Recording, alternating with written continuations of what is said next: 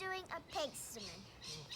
Yeah, I've had this penstemon lying around the garden for a while. It's been in a pot for quite a long time, and it's growing roots out the bottom, which is a sign that it really needs to come out of its pot and get into the garden.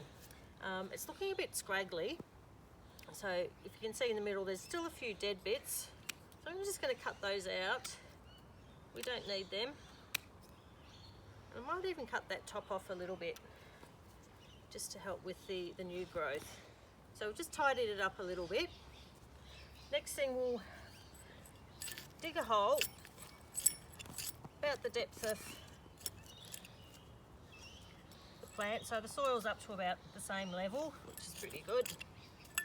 Now if you have a little tug on it, that's really stuck. It's been in the pot far too long and I can't pull that out. You should never, in fact, pull a plant out by the stem like that. So I squeeze the pot a little bit, give it another little tug. There we go. If it really gets stuck, you can put your fingers over it, find a hard surface and tap. Make sure you don't squash the plant, just the side of the pot. And you can tap at the top. And it will come out. But this plant is really, it's been in the pot way too long. So what we're going to need to do for that is either break those roots apart, or if it's really stuck, get your secateurs, just give it a few cuts and break those roots apart. They've been so used to growing in a pot shape, that's all they know now, so we've got to let those roots spread apart a bit and get used to growing a new way. So I'll pop that in the ground.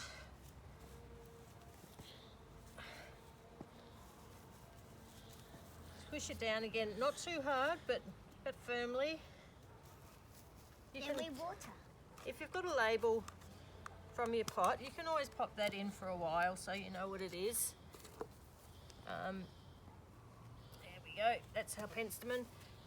As with our food seedlings, we will water it in with a weak solution, a weak sea salt solution, to help with that transplant shock, especially this plant because it hasn't been out of its little pot for a very long time.